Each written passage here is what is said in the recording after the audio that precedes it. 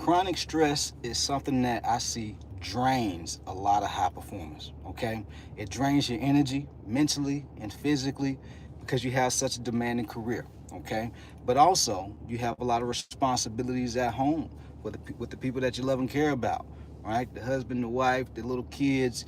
You have people that are depending on you. And so, in this video, what I'm going to share with you are a couple of things that I help my high performing coaching clients out with to help them manage not just their energy, but also their stress. That way, they can lose weight while being able to excel in their career and not just exist with the people they love and care about, but enjoy those special moments with the people that they love and care about. Okay. And so this is something I see that a lot of people struggle with. It's not just the image side of things. Of course, we want to look good. That's a part of it. But the other side of it is we want to feel our best. We want to look and feel our best. And so there's a couple of things here. All right. When you have chronic, not just stress, but chronic stress over a prolonged period of time, this is what drains your energy. This also causes high blood pressure. Okay. This can also cause a lot of physical and mental fatigue. Okay. And so here's how we avoid that. The first thing is energy management.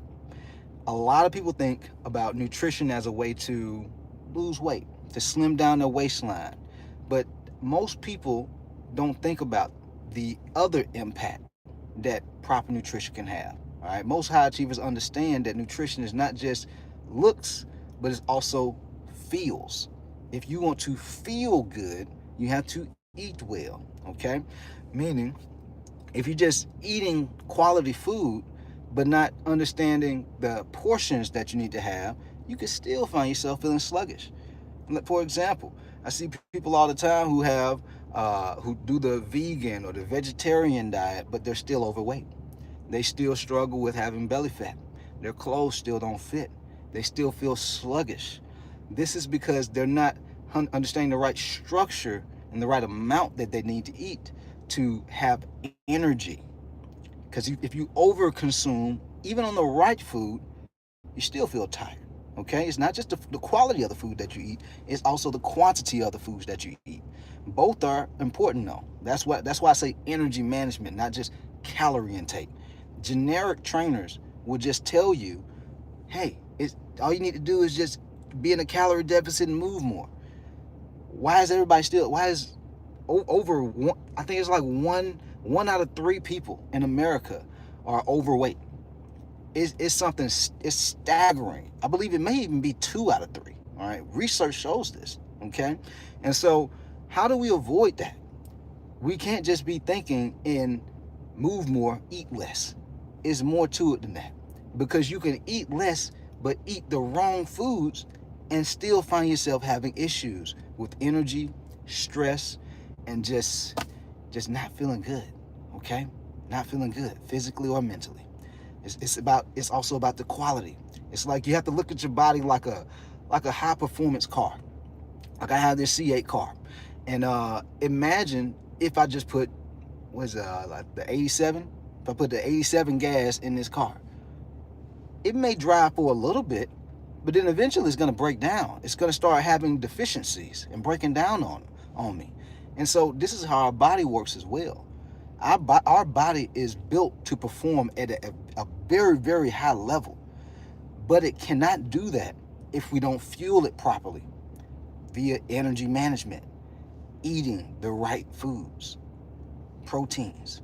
Helps you burn fat, build muscle, regulate your blood sugar, okay? Helps you recover faster from your workouts. It also helps you feel more satisfied and full after eating meals.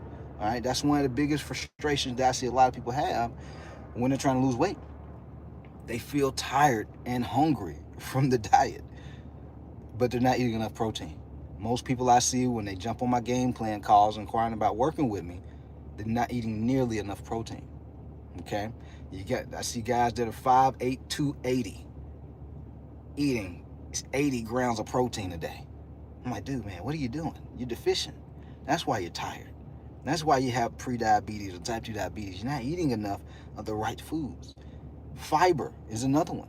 Okay, fruits that have seeds in them, green vegetables, is another one as far as fiber. You know, uh, asparagus, Brussels sprouts, kale, spinach. These green leaf vegetables have a lot of benefits to them. Okay, plus they're very low in calories, and so it's going to help you lose weight. Healthy fats. Healthy fats is another one. If you want to have more, not just physical health, but better mental health, that the healthy fats like cashews and almonds and what else? Walnuts, avocados. These are healthy fats, guys. They help with not just energy, but also regulating our hormones. Okay, because as we get older, our hormones change. Cortisol is a hormone. When you have high stress, our body produces more cortisol, making it harder to lose body fat. If we have, all of us, both men and women, we have testosterone, okay? And if you don't consume enough fats in your diet, it can start to lower your testosterone. And you'll notice with not having as much energy, your libido starts to drop. You can't perform the way you want to, not just physically, but mentally. You can't stay focused. This is why eating healthy fats are very, very important. It's not just calories in, calories out. That's what mediocre trainers are going to tell you, okay? But if you look at yourself like a top performer, you got to do top performer habits. It can't just be, well, I'm just going to eat less. I'm just going to do the protein, the chicken broccoli diet or the salad diet. All right? Correlation and causation do not mean the same thing. Okay? A lot of people correlate eating salads with weight loss, but that is not what is causing the weight loss. There's some people who eat salads and they still don't lose weight. Why is that? They're not eating the right amount of food, guys.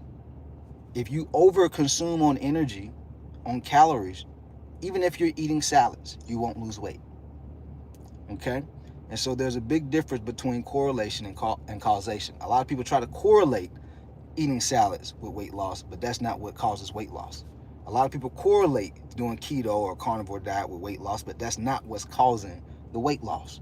It's managing your energy, understanding the right amount of calories and energy to consume on a daily basis. Okay? That's the first thing, energy management. Second thing, reduce your stress by reducing your weight. I remember when I did bodybuilding. My first show, I came in second or third, something like that.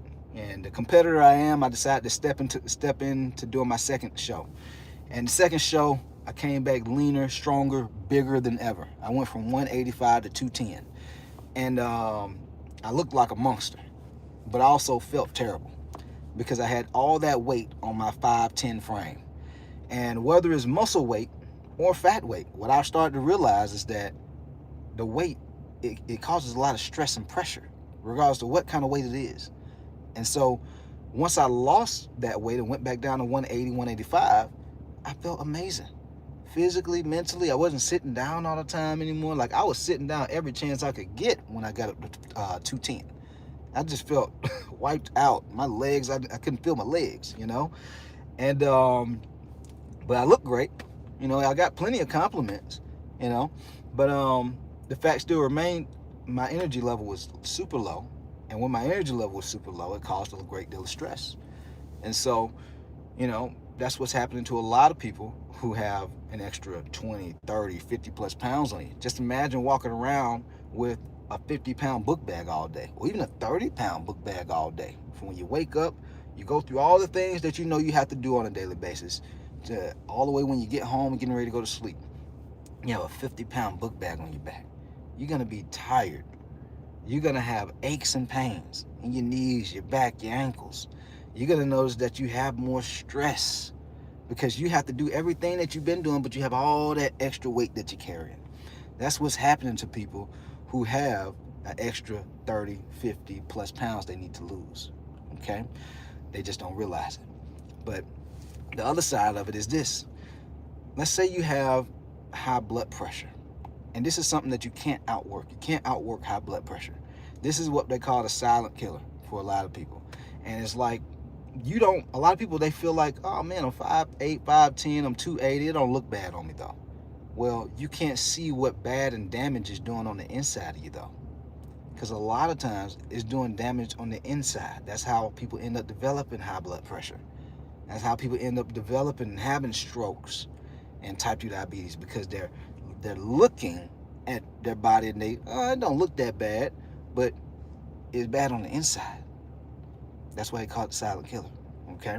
And so that's why it's important to lose this weight, not just for the vanity of appearance, but also your vitality, your health. Okay? Because a lot of people I help, they have people who love and care about them and depend on them. And so you have to be your best self, physically and mentally and health-wise, to be around for them.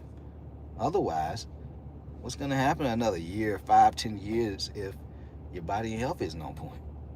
And so it's very important to start paying attention to that. You got to reduce that weight. The third thing is sleep. A lot of people think about sleep as just energy, which it is important to have energy. But even when it comes to weight loss, a lot of people think about just diet and workout.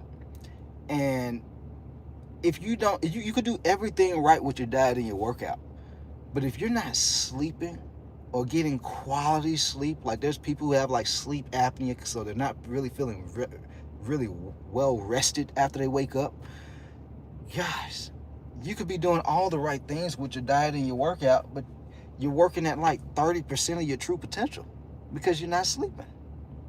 Like, not sleeping cuts off years, if not decades, of your life. Like my dad, he went and got a sleep study done a couple of years back, and he was telling me, he was like, man, I got to figure out what's going on. I can't really sleep that well. And he went to the doctor, and then I was very adamant about him telling me about what was going on in his life. And I was like, hey, what the doc say? He was like, dude, sleep is super important. He was like, it cuts decades off your life if you're not sleeping right. And so I was like, hey, well, we got to do what we got to do. What you need to do, get a new bed. What you got to start exercise. What you got to do? And so, but that shows it's not just, something that you hear. There's doctors who are telling people this, and it's cutting years off of people's life because people are not sleeping. Excess weight, excess fat, belly fat, these things can cause issues like sleep apnea, which disturbs our sleep. And so if you want to sleep better, that's why they have it's beds out here, like Tempur-Pedic beds, and it's beds that's like $5, $10, $15, $20,000. That's how important sleep is. People are buying these beds. It's critical. Okay? And so making sure you're getting a good 7, 8, maybe even 9 hours of sleep a night. Everyone's body is a little different, but you want to make sure you're getting ample rest, and so that you can truly perform at a high level on a daily basis. The last thing is pacing. Okay, pacing yourself. It's kind of like having a horse. Like when you see those horse races, not having a horse, but like when you see the horse races, they're not sprinting the horse the entire race. They have the horse coast at times, and then they have the horse accelerate at different times. But if they just had the horse accelerate the whole time, the horse would burn out. The horse would just pass out and just stop. And so they have to understand how to pace that horse. Otherwise, the horse is going to be stressed and burn out. We have to do the same thing with our energy, with our weight, and we do this by managing how much energy are we putting out at certain points of the day and at certain points of the week. Okay? So, for example, like when I'm working, like right now, I'm doing the podcast, I'm doing the videos, right? After I get done doing this, I have a certain period of time where I give myself rest, all right? And sometimes it's exercise. I'm getting ready to hit the gym, so this is going to be a form of like rest for me, because actually exercise for me gives me energy, which if it doesn't give you energy, you're not doing it right. It should give you energy. You shouldn't feel wiped out. And so after that, I go home, I eat some fuel, eat some good food. I'm energized, ready to get to the next task, okay? And so I'm pacing myself by understanding, okay, well, I can do a task. It's gonna drain my battery a little bit. Certain tasks drain your battery a little bit more than others. But then you have to give yourself a certain amount of rest time before you go into the next task. That's how you pace yourself. Another way you can look at this is exercise. There's trainers who say, oh, you don't want to overtrain. This is what generic trainers say. There is no overtraining. when you understand how to train properly. Okay? I work out almost every day, 6, 7 days a week. But I'm not slamming myself when I'm working out every day. I'm not doing bodybuilder hour and a half, 2 hour long workouts. Some of my workouts are 30, 45 minutes. Getting a good pump in. My body's feeling strong. My energy's going back up. Physically, mentally, you should feel good. You should feel empowered. You should feel esteemed when you leave the gym. Whether you're doing lifting and cardio, or just lifting, or if it's just cardio, you should feel esteemed after exercising. It should reduce your stress. As the game, high achievers understand the game changes when you start to reach new levels. You're not just exercising and eating properly for looks.